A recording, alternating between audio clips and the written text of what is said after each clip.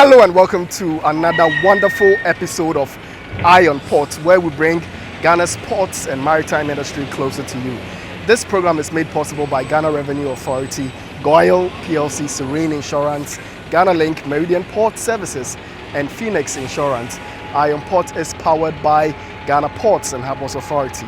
Our media partner is the Business and Financial Times. Viewers, another great episode where we bring you a variety of content. Let us begin away from the port, where there's some good news for those of us interested in the conservation of our ocean resources. Why am I saying this?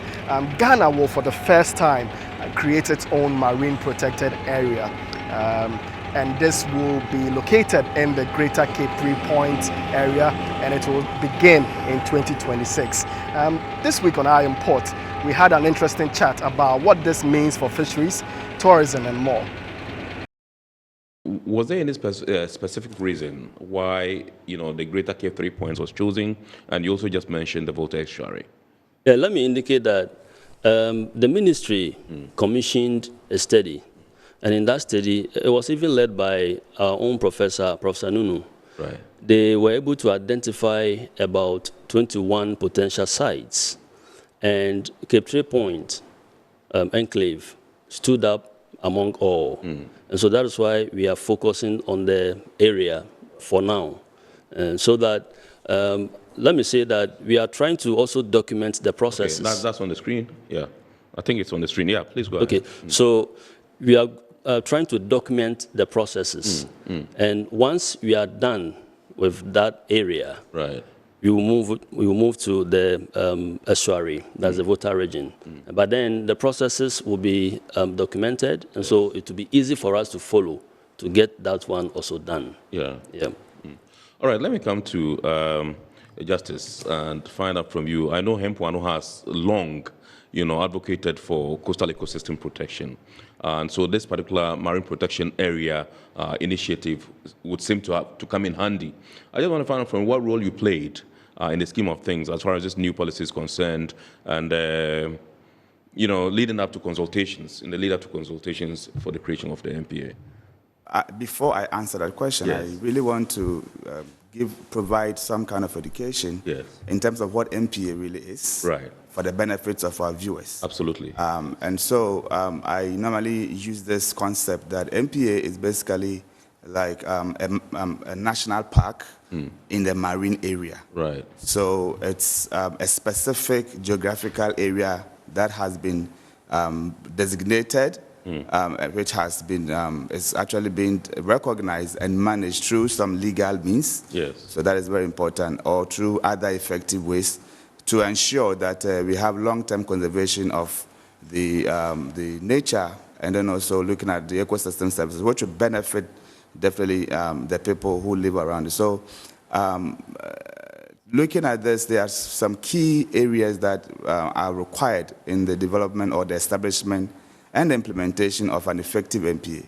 And this involves the identification of the area through scientific and ecological knowledge mapping.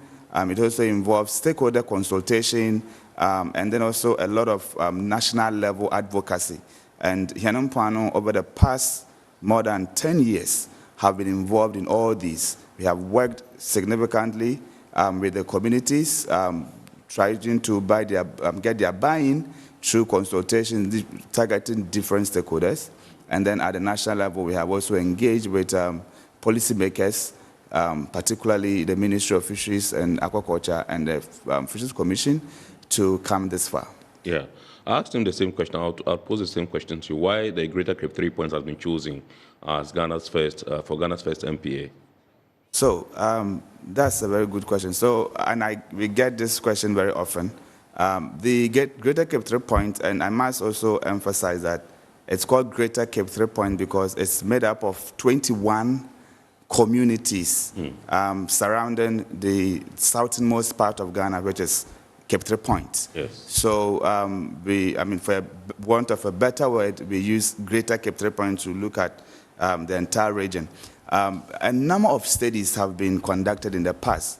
One of them was what Dr. Rizzi alluded to, but Even in 2012, when my organization was then a project, a USAID project, there were a number of studies that were conducted along the entire stretch of the Western region, looking at very viable areas for protection. And one of those was a research that was conducted by some consultants who did some underwater surveys in the nearshore benthic systems and the rocky reef areas, and they identified some very important habitats for conservation. A number of studies, including the WAF Fisheries Commission project, but then also the Mami Water project, the recent Mami Water project, also identified the Cape Trade Point as a major candidate for our first ever MPA. Okay, so you just mentioned the Mami Water project. We're not digressing. Can you let us in on what it is? Yes, so the Mami Water project was a project that was led by EPA, and it was looking at how to, the idea was actually to have an MSP, Marine Spatial Plan, in the Western region, targeting at the time 4 districts. And so they did a number of work, looked at the benthic, the biological significance of the area, and then through their studies, they identified that this area, once we are looking at MSP, Marine Spatial Plan is, identifying, allocating different uses for the sea, for the marine area. And they identified that the Cape Trade Point, offshore Cape Trade Point area, is very important for marine protection and conservation. Right. Okay. Let me come to Dr. Rizzi and find out from you what the ministry's expectations for the ecological and socio-economic outcomes of the MPA are. Well, let me quickly touch on the ecological impacts. Yes. We expect the MPA to contribute to the restoration of depleted fish stocks that is currently characterizing the place. And then we also envisage that the MPA will go a long way to restore the habitats, fish habitats that have been destroyed over there. And then we also expect that there will be fish in abundance in the area. That will go a long way to improve the fisheries output in the area, where the fishers can rely on the fisheries to boost their local economies. So let me go to the, let me say, social economic impacts. Yeah. So as I said, when the fisheries are booming, catches are being landed in abundance, it will go a long way to boost their economy. And so they will have enough income. And then the MPA will also lead to ecotourism, where some people, from outside Ghana may want to travel to come and have a look at the first ever MPA established in Ghana. And then it will also go a long way to reduce fish import into the country. In Ghana, we import fish a lot. And so when the MPA is established and the stocks are doing well, the stocks restore, and they are doing so well, it will go a long way to curb the import of fish into the country. So these are some of the few impacts that we are likely to see. How is the ministry going to ensure that the creation of the MPA does not, as it were, disadvantage artisanal fishers who depend on this for their, like you said, daily livelihoods? So what you have decided to do is that we are not going to close the area entirely to fishing, but there are certain areas that the fishers will be allowed to do fishing, but they would use specific gears. For example, hook and line, so that they don't target the juveniles. Yeah, the juveniles will be allowed to grow, at least for them to spawn once in their lifetime before they are harvested. Aside that, the ministry will also try and then provide the youth or the people there with some vocational and technical skills so that they will have something to rely on. And then, as I said, ecotourism. Once you have tourists being attracted there. Yes. People will be tempted to also sell their products.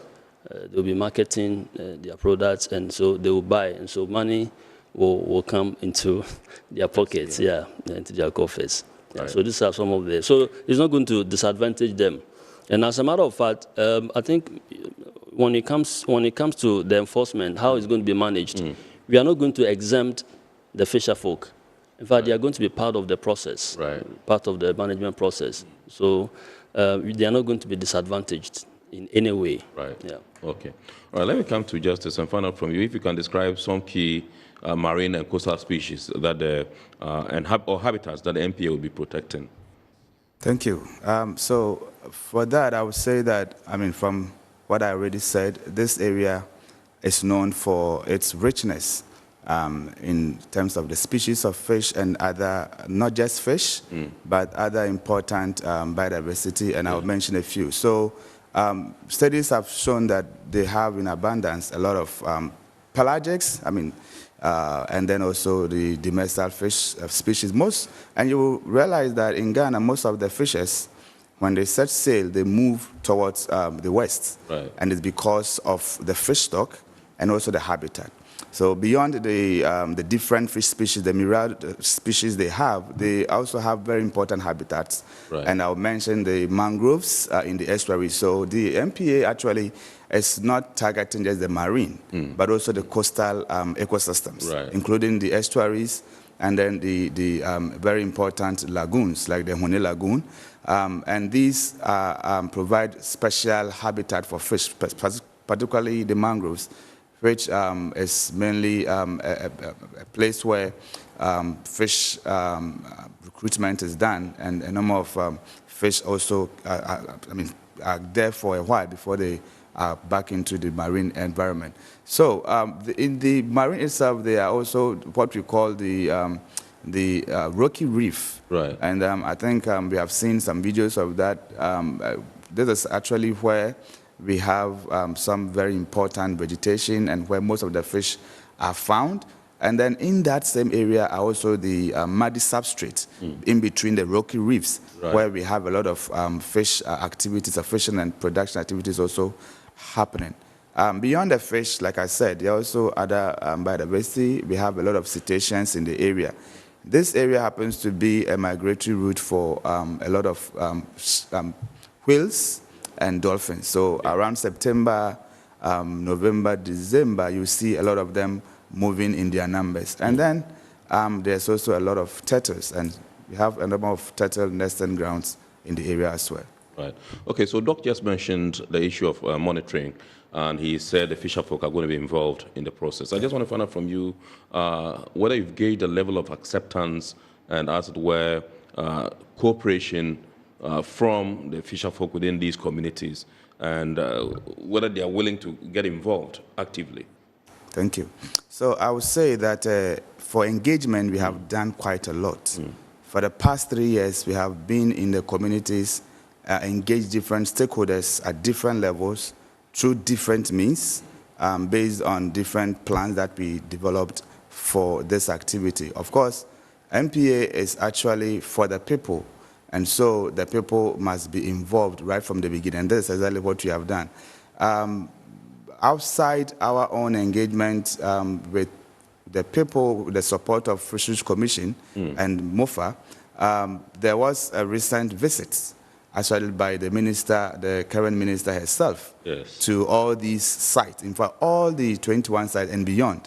And I should say that there was great acceptance generally by the people. But of course, there are some concerns that the ministry is looking at. And one of them is what you just, the question you asked Dr. Rizzi.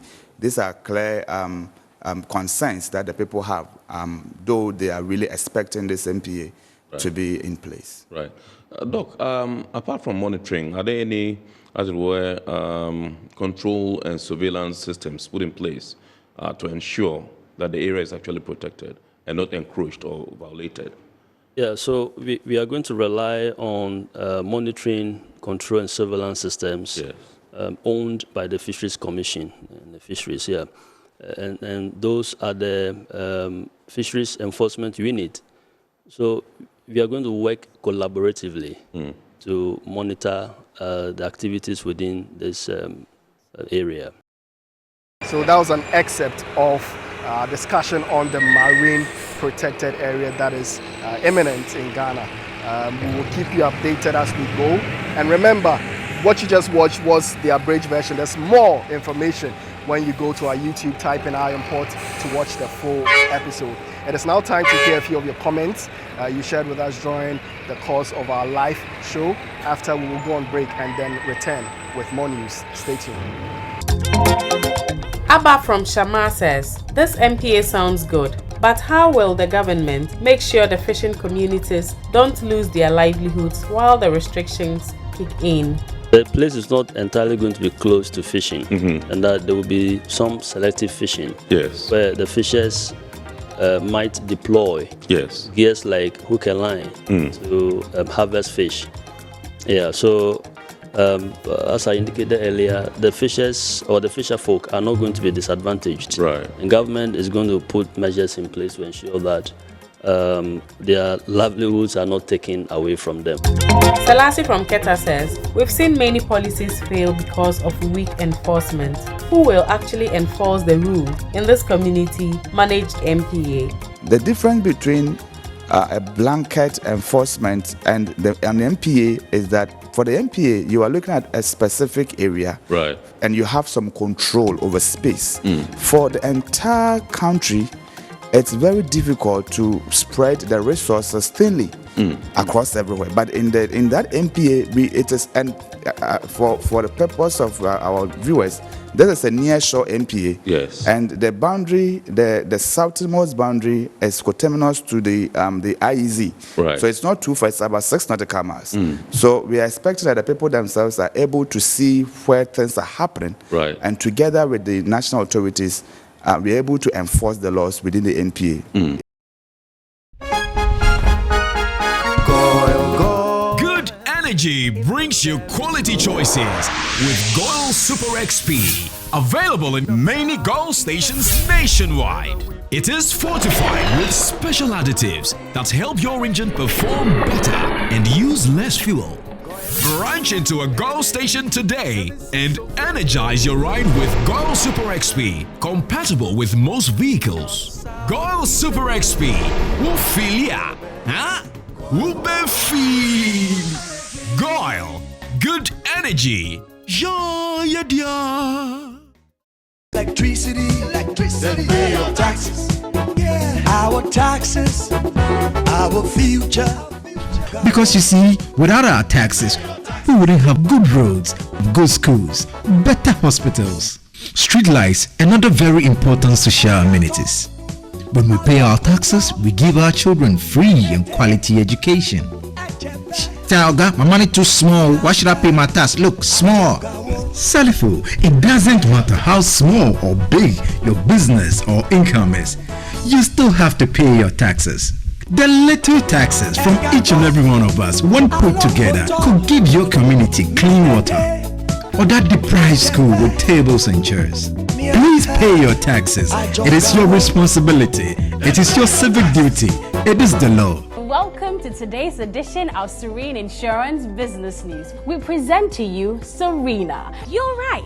You can complete an entire insurance process for the purchase of any motor and other insurance products, from onboarding to issuing a motor insurance sticker and policy certificate, all on WhatsApp in less than 10 minutes. Serena is simple to use and it prioritizes user ease and flexibility. You can either use voice notes or text to effortlessly issue your instant policy, cross-platform renewals, claims, and also process your payments through mobile money, Visa, and MasterCard. To engage Serena, just search for Serena Insurance on all social media handles and scan the Serena barcode or save her number 0500 517 114 and start chatting her on WhatsApp immediately. There you have it. Serena is not just a tool, it's an innovation by Serena Insurance designed to redefine how motor and travel insurance are accessed and managed. Speed, convenience, and reliability.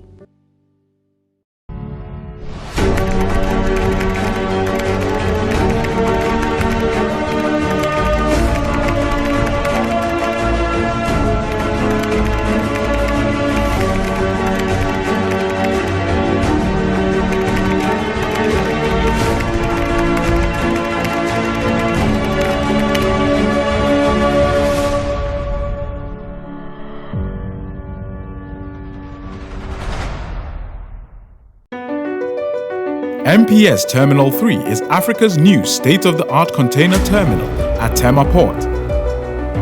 For manufacturers, agro-processors and traders, the new port means business can be done faster. This infrastructure boost will improve Ghana's port handling capacity, connect more trading routes, and oil the engine of growth for the economy, creating greater opportunities across all sectors as Africa's markets merge and become the largest trading bloc globally. MPS, we connect, you thrive.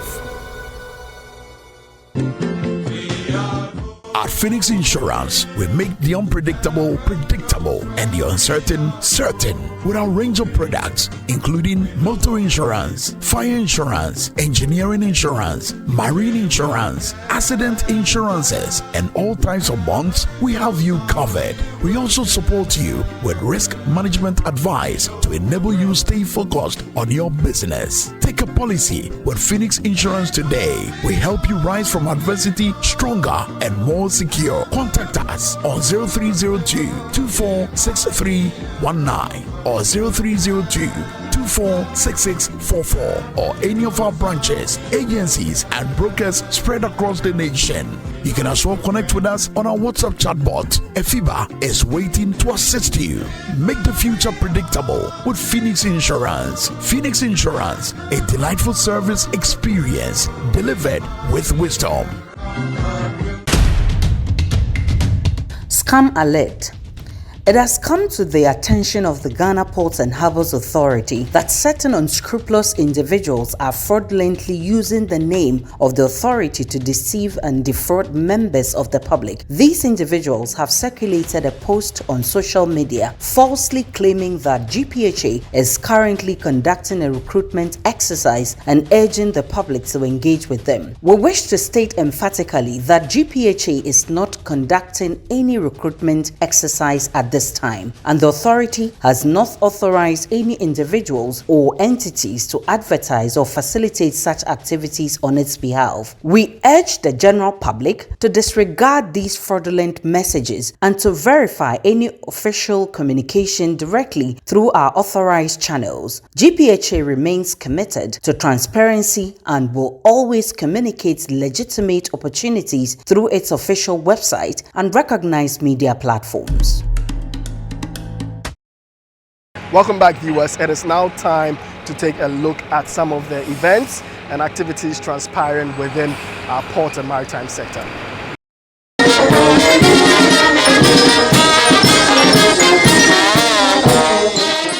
The Ghana Police Service has commissioned 4 new patrol vessels at the Tema Fishing Harbour as part of efforts to strengthen maritime security along the country's coastline. The new Avon-class patrol vessels, manufactured in Turkey, are equipped with modern communication systems and are known for their speed and stability. They form part of the government's ongoing collaboration with international partners, including the UN Office on Drugs and Crime, the US Embassy, and the government of Japan to enhance law enforcement on Ghana's waters. In line with maritime police tradition, the patrol vessels have been named after distinguished former Inspectors General of Police. Each mother boat is paired with a daughter boat. The Minister for the Interior, Honorable Muntaka Mohammed Mubarak, commended the Marine Police for safeguarding Ghana's maritime resources. He said the new vessels will improve surveillance,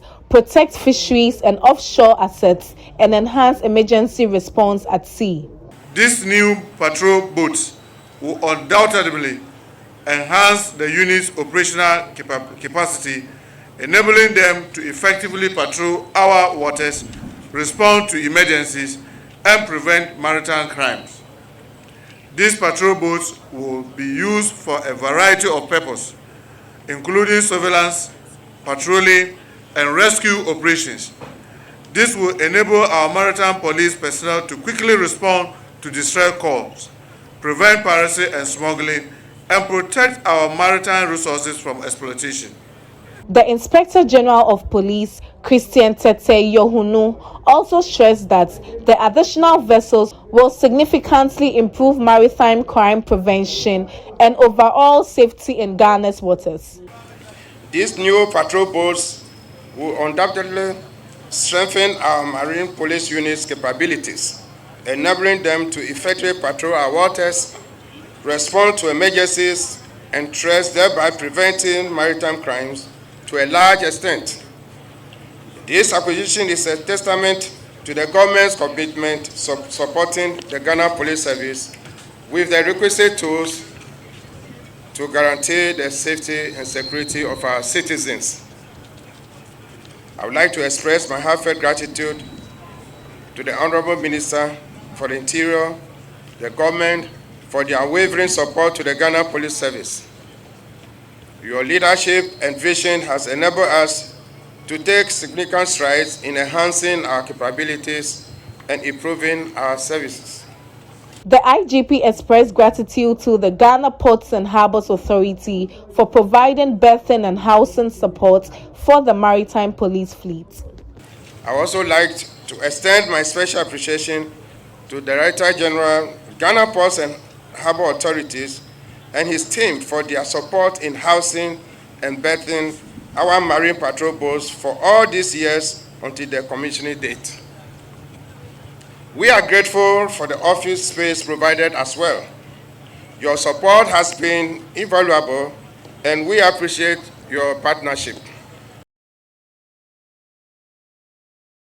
Gateway Services Limited has commissioned a new FS6000 cargo scanner at the Tema port, marking a significant milestone in Ghana's cargo inspection regime and ongoing efforts to improve trade facilitation. At the brief ceremony, officials highlighted that the advanced scanning system will enhance operational efficiency, strengthen revenue assurance, and improve national security at the country's busiest port. Speaking at the event, the General Manager of NIC-TC Scan, Jojo Morrison, said the FS6000 will provide faster and more accurate scanning to support the Ministry of Trade and Industry's import management directives. He noted that the technology is expected to reduce clearance delays, minimize physical inspections, and cut costs related to demurrage and storage. And this scanner is not just a machine. Is a national asset that stands as a guardian of security and a catalyst for efficient trade. As a scanning company, we take pride in delivering technology that is fast and accurate, non-intrusive, which means requiring no unpacking, reliable, with high uptime performance, and is user-friendly, which is enabling smooth operations for customs and port personnel. Representing the Director of Port of Tema, Tebon Zuma Esquire, the General Manager in charge of port operations, Captain Ebenezer Gakpe, described the FS6000 as a strategic investment that will enhance efficiency and reduce the cost of doing business. He stressed that the scanner eliminates the long-standing challenge of transporting containers to external scanning sites, ensuring a smoother and more streamlined container flow within the terminal. The installation of this state-of-the-art container scanner heralds a new era in our port performance. All containers discharged at the quay can now be scanned before they are transferred to the scanning areas, thereby reducing congestion at Key 1. This eliminates the need for containers to move for scanning, significantly reducing time and improving workflow. Again, with this new installation, it will eliminate double handling. Likewise, operational costs will reduce substantially. The commissioning of the FS6000 scanner is expected to significantly modernize port operations and reinforce Ghana's position as a competitive trade hub within the sub-region. The Ghana Revenue Authority on Thursday, November 20, 2025, held an editors forum at the Accra City Hotel as part of efforts to strengthen engagement with the media and improve public communication on its operations. The session, attended by editors and members of the GRA Press Corps, was used to discuss key policy initiatives to be implemented in line with the budget statement and economic policy for 2026. The Acting Commissioner General Anthony Kwesi Sapon revealed that the removal of the COVID-19 levy, e-levy and the betting tax, among other reforms, have been introduced to reduce costs to businesses and ordinary consumers. The fact that we are bringing automation to the whole process in 2026, which is the Physical and Electronic Devices Act. So what that will mean is that government will be working in partnership with private sector to invest in physical electronic devices, particularly for retail and service points.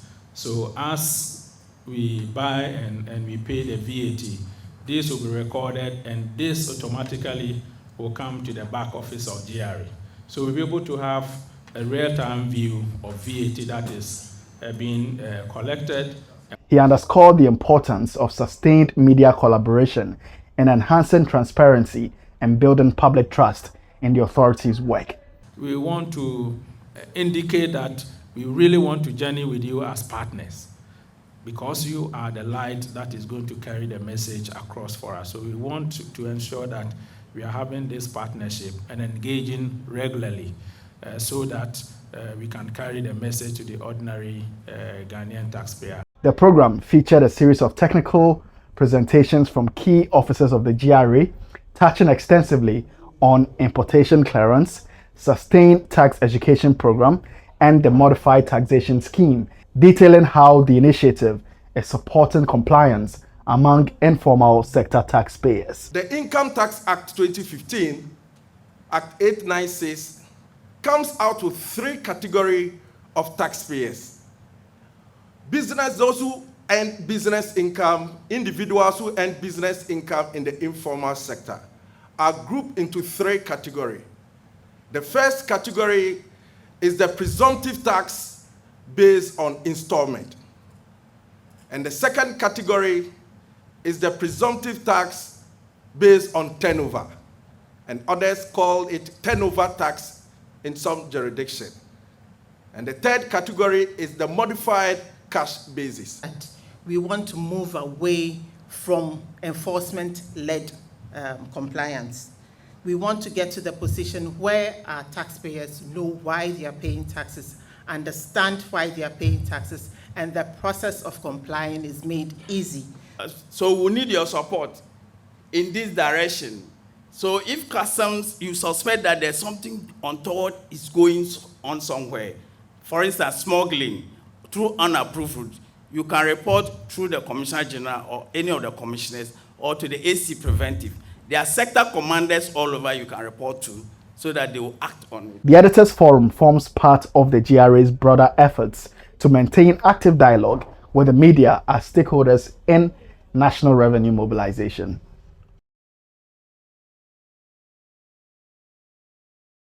The chairman of the board of the Ghana Ports and Harbours Authority, Johnson Asiedu Nketia, on Monday, 17th November 2025, led a high-level delegation on a working visit to the Elmina fishing harbour. He was accompanied by the GPHA Director General, Brigadier General Paul Seydou Tanya Kulono, and other members of the governing board.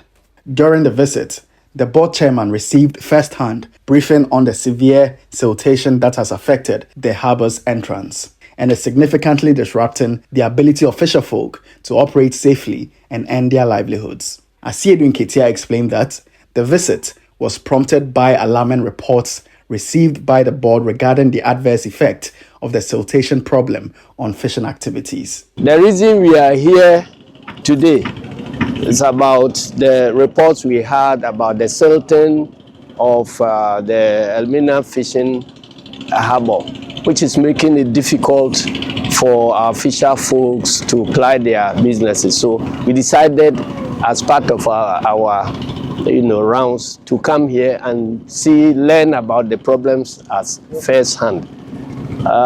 We've been going around for about 1 hour now, but I can say that we have a good appreciation of the problems that exist here.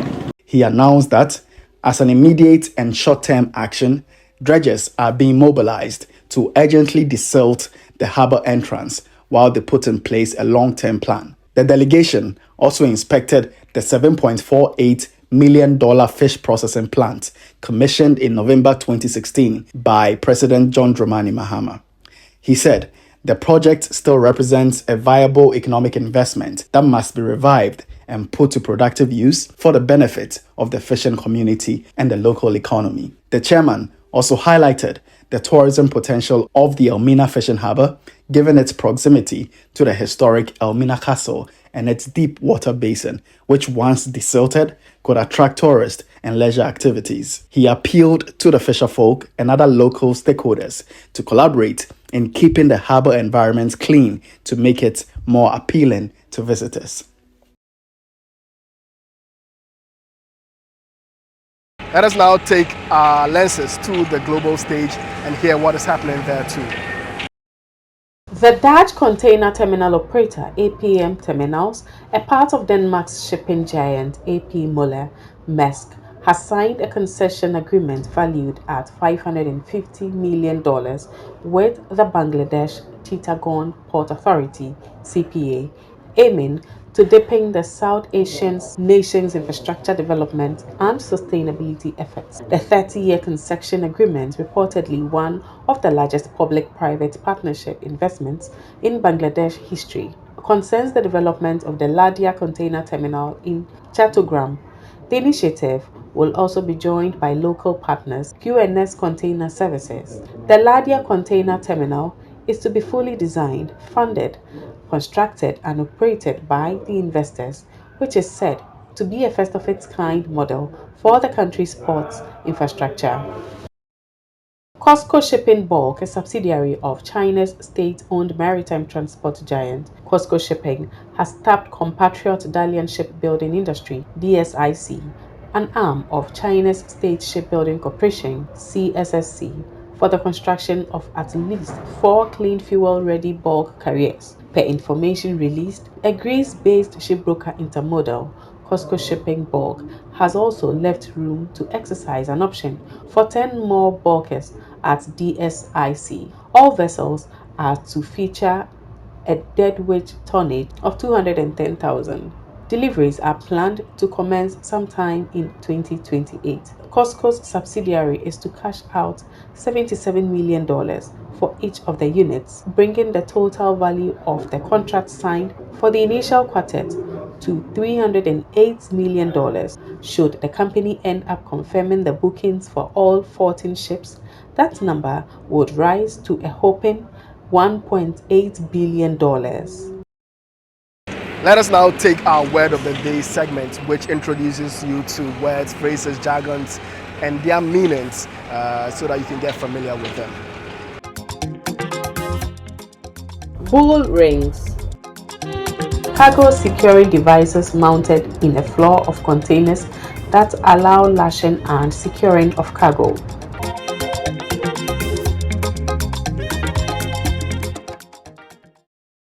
The health and safety tip of the week is next.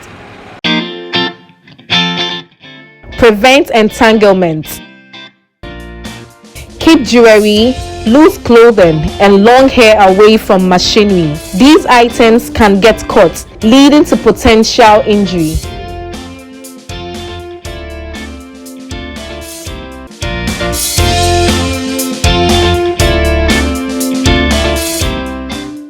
It is now time to have a look at the schedule of vessels that have berthed in the ports of Tema, Takoradi, at the anchorages of both ports, as well as those expected in the coming weeks, plus the Bank of Ghana exchange rates, which you may need to know to clear your cargo with.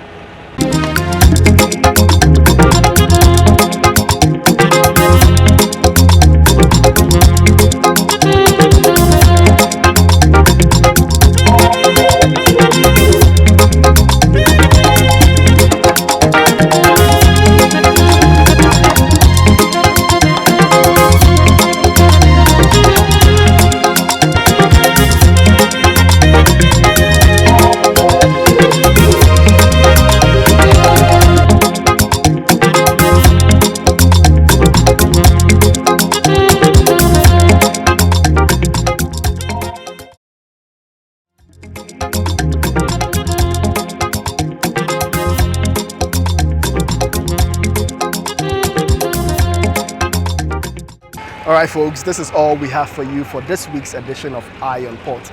We hope, as usual, you've been informed and educated. Remember, all Eye on Port content can be found on our YouTube channel, Eye on Port. Subscribe, like, share our videos. Thank you for watching.